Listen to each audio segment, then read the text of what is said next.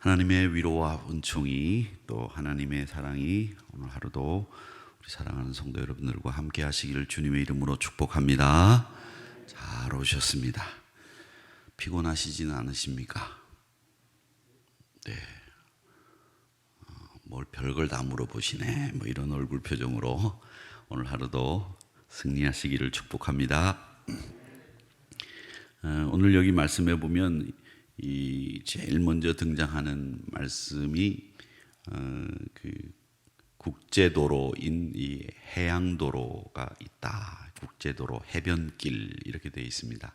그리고 여러분 보신 그 낭독한 예수의 길, 우리 장로님 낭독해 주신 예수의 길의 사진에 보면 이렇게 갈릴리 호수가 이렇게 보이는데 길이 이렇게 있지요, 사진에. 예. 고대 도시의 그 팔레스타인을 잇는 가장, 그리고 이집트와 저 위에 아시리아 바벨론을 잇는 길입니다. 이걸 이 사람들 말로는 해변길이라 그래서 비아라는 말이 길이라는 뜻이거든요. 비아 돌로로사, 이게 십자가의 길이고 비아 마리스 이렇게 하면 해변길입니다. 그래서 비아가 들어가면 길이다 이렇게 생각을 하시면 됩니다. 이건 비아 마리스라고 해서, 마리스라는 말에서 마린이라는 말이 나왔어요. 해양 길이다 이런 뜻입니다. 그래서 지금 왼쪽에 보이는 것은 갈릴리 호수입니다. 그 갈릴리 호수가 있고 그 갈릴리 호수길로 해서 약간 이 해안에서 조금 떨어진 길이기는 합니다만 이게 비아 마리스라고 하는 해변길입니다. 이 길을 통해서 가버나움에도 갈 수 있는 거죠. 이 가버나움이 어떤 도시라고 하는 것을 제가 일전에 말씀을 드린 적이 있었는데, 여기가 물물교역이 일어나는 세관이 있었다 말씀을 드렸고요. 이 가버나움은 예수님의 고향인 나사렛, 그 나사렛 다음으로 예수님이 많은 사역을 하신 곳이 가버나움입니다. 그래서 이 가버나움에는 예수님의 사역들이 많이 일어났는데, 그 중에 하나가 이 중풍병자를 친구 4명이 들고 와서 이 지붕을 뜯어가지고 내려서 고침받게 했던 일들, 또 백부장의 종을 고친 일들, 이런 일들이 가버나움에서 있었다 이렇게 말씀을 드렸죠. 근데 이 가버나움에는 세관이 있었습니다. 그 세관이 있었는데 이 세관은 가버나움이 그만큼 많은 물물교환이 일어났다는 얘기겠죠. 근데 이 세관이 있으면 세리가 있는데, 이 세리는 우리가 생각할 수 없는 고대 세리들은, 이 이스라엘 특별히 세리들은 식민지였기 때문에 이 식민 통치를 하고 있었던 로마 정부를 위해서 일하는 사람이었습니다. 게다가 이 세리가 되기 위해서는 로마 정부에 내가 이렇게 세리가 되겠다라고 하는 제안을 하고 얼마를 거두어 드리겠다라고 하는 제안을 합니다. 그래서 그 제안을 마치 경매를 붙이듯이 제일 많이 금액을 써낸 사람에게 세리직책을 주는 거죠. 그래가지고 그 세리직책을 가지고 자기가 낸 만큼 더 거둬들여가지고 자기 수익으로 삼았습니다. 지금도 그런 나라들이 있다고 그래요. 제가 선교하고 있는 이 캄보디아는 선교사님이 이 지역의 경찰이라고 해서 그분을 붙잡아가지고 무슨 일이 생기든지 그분에게 때를 따라서 뭐 맛있는 것도 갖다 주고 뭐 돈도 집어주고, 그래서 이 교회 일을 하는데, 행정을 하는데 이 경찰관의 도움을 많이 받았어요. 그래서 이 경찰관의 도움도 많이 받고 이 사람과 친분을 가지고 잘 지냈습니다. 그러니까 어느 날 길을 지나가다가 무슨 일이 생겨서 자기 교인을 돕기 위해서 경찰관이 필요해서 그 경찰서를 찾아갔습니다. 근데 가보니까 그 경찰관이, 그동안 사귀었던 자기 동네 경찰관이 없는 거예요. 그래서 이상하다. 그래가지고 그 인상착의를 쭉 설명을 해줬어요. 그랬더니 그 경찰서에 있는 경찰관들이 웃으면서 하는 말이, 그 사람은 우리 정식 경찰관이 아니고 돈을 내고 경찰관 신분을 산 사람이다. 그래서 그 사람을 통해서 네가 지금까지 일했다. 그러면서 이 사람들이 또 뭐라 그러냐면, 이제 지금까지는 그 사람하고 일을 했는데 우리하고 일하자 이렇게 제안을 하더라는 겁니다. 그러니까 캄보디아는 지금도 이 경찰 직분을 돈을 주고 살 수 있다는 거죠. 예전에 제가 어릴 때 기억하기로도 경찰관이 있고 동네를 지키는 방범대원이라는 게 있었습니다. 지금은 방범대원이 없어졌어요. 그렇죠? 생각 한번 해보세요. 방범대원이라는 게 있었어요. 옛날에는. 그 방범대원들이 주로 경찰관을 사칭하기도 하고 경찰관직은 아니었지만 방범대원이 돈을 주면 방범대원이 될 수 있는 이 길이 예전에 우리 한국에도 대한민국에도 있었다는 겁니다. 이런 일처럼 세리들은 돈을 내고 직책을 받았다라고 하는 거죠.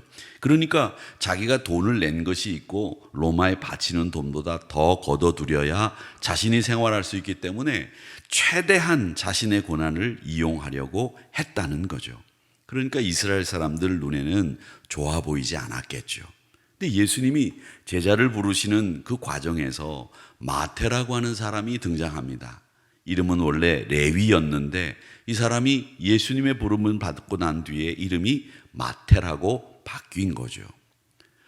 보통 사람 같았으면 자신의 제자를 부르는 선택하는 과정에서 사람들에게 비난을 받는 이 세리를 제자 삼지 않았을 겁니다. 그런데 주님은 사람들이 손가락질하고 비난하는 세리를 제자로 부르셨다라고 하는 사실입니다. 이게 도대체 왜 이런 일이 일어났을까? 예수님은 뭐 능력이 있으니까 죄인도 의인으로 바꾸시고 또 사람을 바꿔서 쓰시겠지. 이렇게 이야기할 수 있겠지만 우리가 이 부분에서 왜 예수님이 사람들에게 비난받는 마태를 제자로 부르셨을까? 이 부분은 좀 생각을 해볼 필요가 있습니다. 다른 사람들도 칭찬하는, 그래서 그 사람이라고 하면 그래 맞아, 예수님의 제자다운 사람이네, 참 예수님 선택 잘하셨네, 이런 말을 들어야지 왜 하필이면 똑같은 사람 중에 비난받는 사람을 택하셨을까라고 하는 겁니다. 이 부분에서 주님은 마태에게 나를 따르라 이렇게 얘기를 하시고 마태는 즉시 일어나서 오늘 말씀 말고 우리 말씀과 똑같은 누가복음에 보면 이 마태가 일어나서 예수님을 따를 때 우리 여기 말씀에는 없지만 이 누가복음 5장에 보면 뭐라고 되어 있느냐면 모든 것을 버리고 예수님을 따랐다 이렇게 되어 있어요. 자, 이걸 가지고 우리 생각해 보십시다. 예수님은 사람을 보되 그가 하는 일, 그가 하는 직업, 그가 하는 말 이런 것보다도 그 사람의 본질을 꿰뚫어 보셨기 때문에 이 세리를 비난받는 사람이었지만 택하신 거예요. 여러분, 우리가 사람을 바라볼 때 그 사람이 어떤 일을 하는지, 그 사람이 무슨 행동을 했는지 이걸 가지고 사람을 볼 때가 얼마나 많습니까? 그런데 그 사람의 본질이 어떤 사람인가를 예수님은 우리 인간들하고는 달리 보실 수 있었던 거예요. 그래서 이 사람이 제자로서의 충분한 자질이 있구나, 이걸 꿰뚫어 보신 거죠. 그러니까 우리 성도님들, 우리 예수님 따르는 제자들인 우리들도 사람들을 바라볼 때 그의 인간됨, 그의 본질, 이걸 바라볼 수 있어야 되지, 그 사람이 이렇게밖에 하지 못하는 사람인데 사람들의 평가, 사람들이 그 사람을 바라보는 시각, 이런 것에 그 사람을 편향되고 왜곡되게 바라보는 시각들을 우리가 얼마나 많이 가지고 있느냐는 거죠.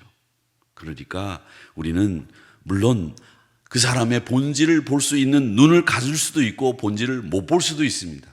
그러나 우리 예수님처럼 그 사람이 어떤 사람이냐라고 하는 사람의 평가보다도 그 사람이 하는 일보다도 그 사람의 본심을 바라볼 수 있는, 그리고 그 사람의 영적인 자질을 바라볼 수 있는 이런 눈을 가지고 예수님처럼 바라볼 수 있다면 이런 생각을 해보는 겁니다.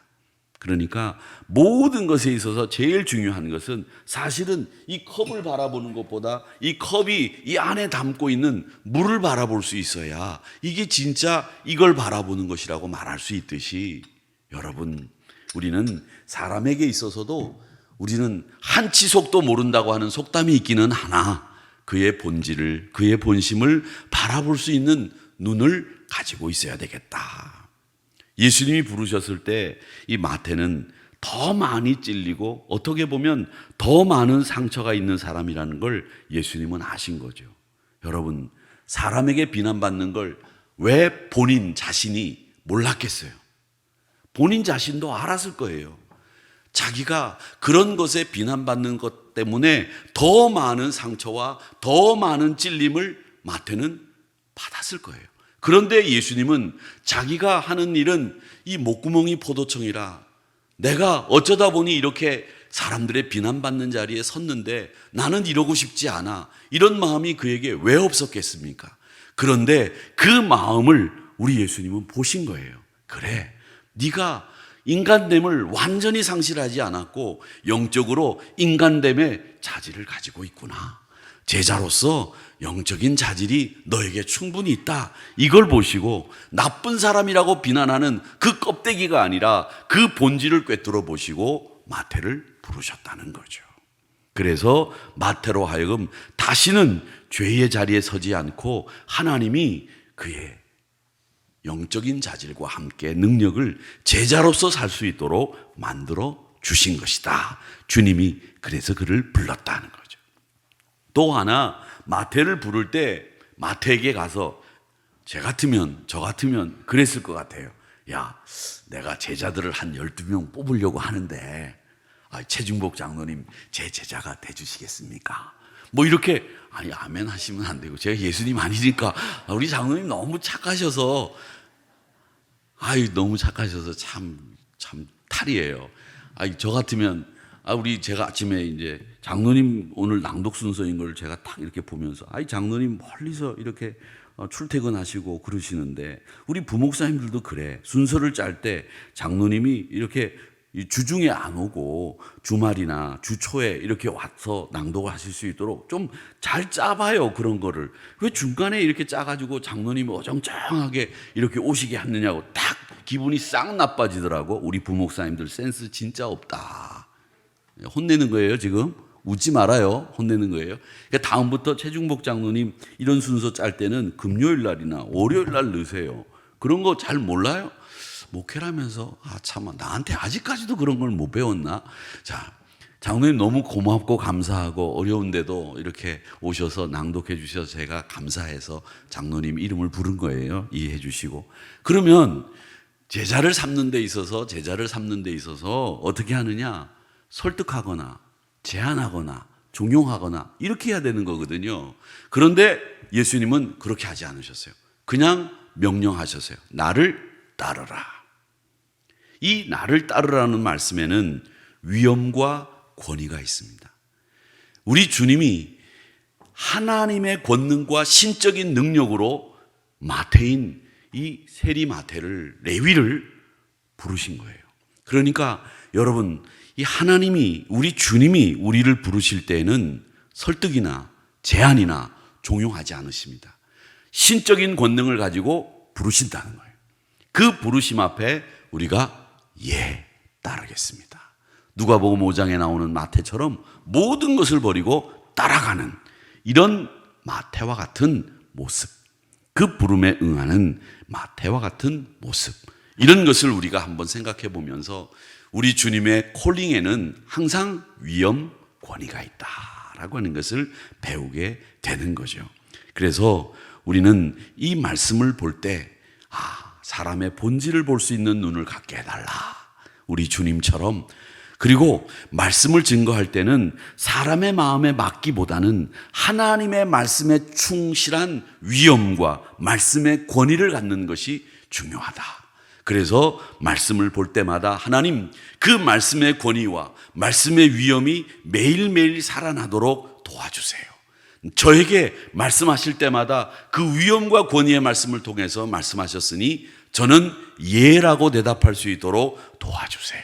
이렇게 기도하는 것이 필요하다라고 하는 겁니다.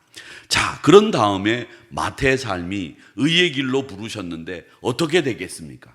마태의 삶은 어떤 삶이었느냐? 지금까지는 자신이 원하는 삶을 살았지만 마태를 우리 주님이 부르신 이후에는 이제부터는 주님이 원하는 삶을 살게 되었다라는 거죠. 이게 중요한 겁니다. 여러분들, 우리는 우리가 원하는 삶을 살 수 있습니다. 토마스 아퀴나스는 그런 얘기를 했습니다. 이 아퀴나스는 아주 독특한 얘기들을 많이 했는데 우리 인간들이 살아가는 데 있어서 세 가지 일을 한다 그래요. 세 가지 일. 하나는 뭐냐? 자기가 꼭 해야 되는 일을 한답니다. 꼭 해야 되는 일을 해야 되죠. 아버지로서, 목사로서 꼭 해야 되는 일을 해야 되겠죠. 그 다음에 두 번째는 우리 인간이 하는 일 중에 두 번째 일은 뭐냐? 내가 믿는 일을 한다는 거예요. 내가 이건 맞다라고 생각하는 걸 한다는 거죠. 세 번째가 뭐냐면 내가 원하는 디자이어, 원하는 걸 한다는 거예요. 근데 제가 그 이야기를 쭉 읽으면서 보니까 저는 내가 원하는 걸 별로 많이 못한 것 같아. 그래서 지금부터는 내가 원하는 대로 좀 한번 해보려고 생각을 했습니다. 머리도 좀 길러서 띠도 묶고 말이죠. 예? 머리에 빨간 띠도 두르고 말이죠. 오토바이도 타고 말이죠. 마이애미 가서 달리고 말이죠. 이게 원하는 거 아닙니까? 대형 버스 면허를 따가지고 우리 교회 45인승 버스도 몰고 말이죠. 목사님 새벽부터 정신 나간 소리 하고 앉아있네. 이런 얼굴 표정으로 보지 마시고 그 세 가지를 한다고 합니다.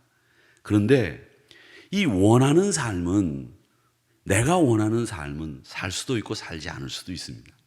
그런데 내가 이 원하는 삶은 사람들이 다 지지하는 삶일 수도 있고 사람들이 다 그건 아니야 라고 하는 삶일 수도 있습니다. 그래서 제일 위험한 게 내가 원하는 삶입니다. 제가 조금 전에 말씀드린 것처럼 머리를 기르고 빨간 머리띠를 두르고 오토바이를 타고 이러면 우리 목사님 드디어 미치셨구나 이렇게 될 겁니다. 그게 원하는 거라고 할지라도 그건 지금 하면 금방 다리 하나 분질르고 벌써 깁스하고 정형외과 입원할 날이 얼마 남지 않은 거죠.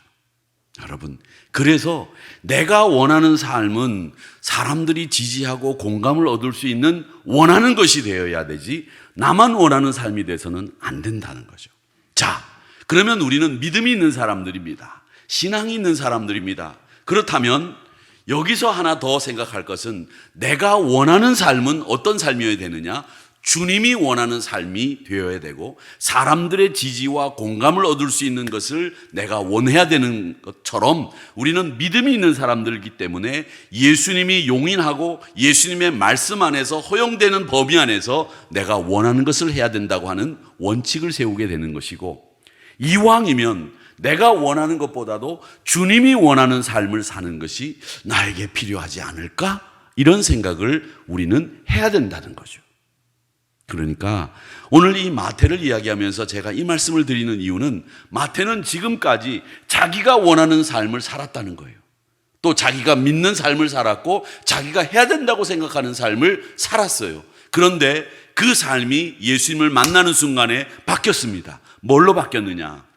주님이 원하는 삶을 살아야 되겠다, 이 다짐을 한 것이죠. 그게 바로 의의 길로 부르신 자리로 들어선 마태의 모습이다 라고 하는 겁니다. 사랑하는 성도 여러분, 우리 스스로 우리 인생을 살아가고 우리 스스로 내가 원하는 삶을 살 때는 세리, 레위와 같은 삶을 살 수밖에 없습니다. 그러나 주님이 함께 하시고 주님이 부르신 그 의의 자리로 우리가 나섰을 때에 주님이 나를 따르라는 말씀에 예라고 했을 때에는 하나님을 기쁘시게 해드리고 주님이 원하시는 삶을 살아갈 수 있게 되면서 그가 레위에서 마태로 바뀌게 된 것이다 라고 하는 것 기억하시면서 우리 내가 원하는 인생을 살기보다는 주님이 원하시는 삶을 살려고 할 때에 오늘 이후에는 마태가 오늘 말씀에는 나오지는 않지만 마태가 잔치를 벌여요. 이런 잔치를 벌였다라고 하는 것은 자신의 삶이 주님이 원하는 삶을 살게 되면서 기쁘게 되었다라고 하는 것이죠. 이 기쁨을 누리면서 살아가시는 주님이 원하는 삶을 살면서 하나님을 기쁘시게 주님과 동행하며 여러분의 삶이 늘 기쁨으로 충일한 이런 삶이 되시기를 주님의 이름으로 축복합니다.